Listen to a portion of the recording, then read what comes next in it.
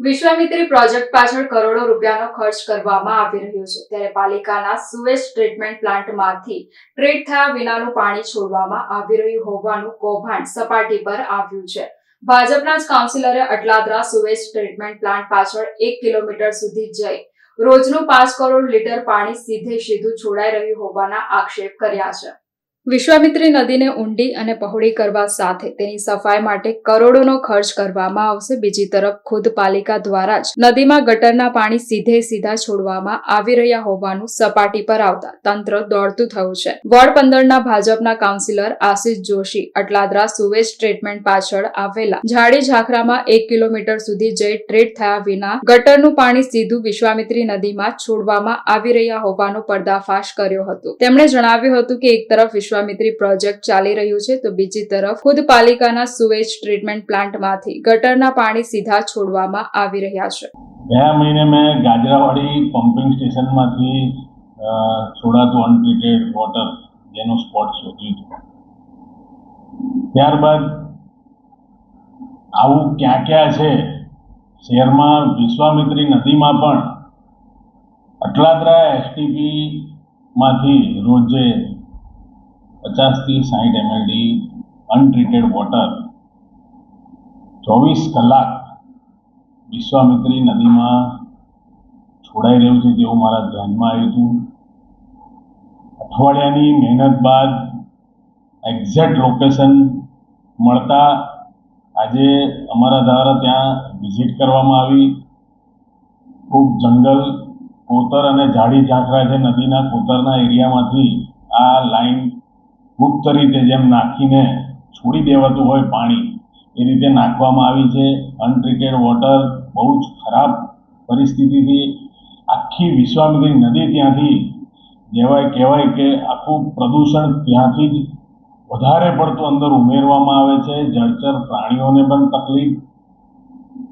GPCB CPCB એટલે કે central ગવર્મેન્ટના પણ અને એનજીટી આ તમામ નિયમોનું ઉલ્લંઘન થઈ રહ્યું છે।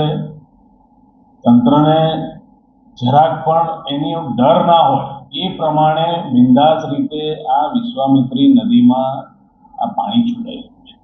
અત્યારે જ્યારે આપણે નદીને શુદ્ધ કરવાની વાતો ચાલતી હોય, નદીને ઊંડી કરવાની, પહોળી કરવાની વાત ચાલતી હોય, ત્યારે આ 3 વર્ષથી આ રીતે વિશ્વામિત્રી નદીમાં ગંદુ પાણી છોડાઈ રહ્યું છે જે તંત્ર જાણે જ છે।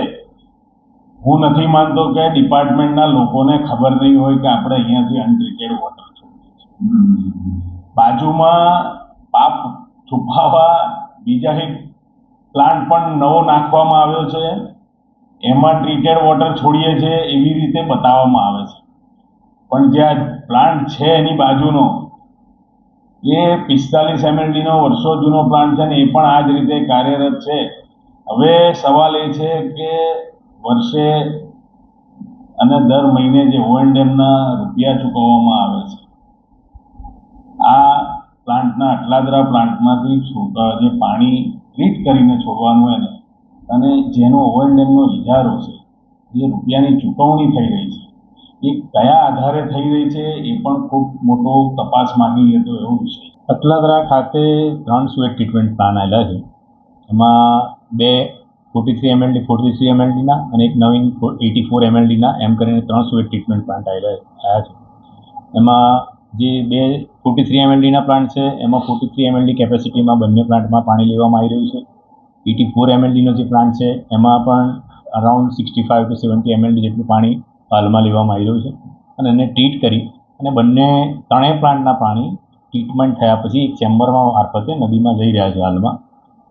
જે અનટ્રીટેડ પાણીની કે છોડવામાં આવેલી છે એની વાત છે તો એના પર 3 નિયંત્રણ આપણા રહે છે। એક તો દરેક પ્લાન્ટમાં પણ એક લેબોરેટરી હોય છે, દરેક પ્લાન્ટ દીઠ એ પ્લાન્ટ દીઠ રોજે રોજ લેબોરેટરીમાં એનું ટ્રીટમેન્ટ જે થયેલું વોટર છે એનો લેબોરેટરી ટેસ્ટિંગ કરવામાં આવે છે।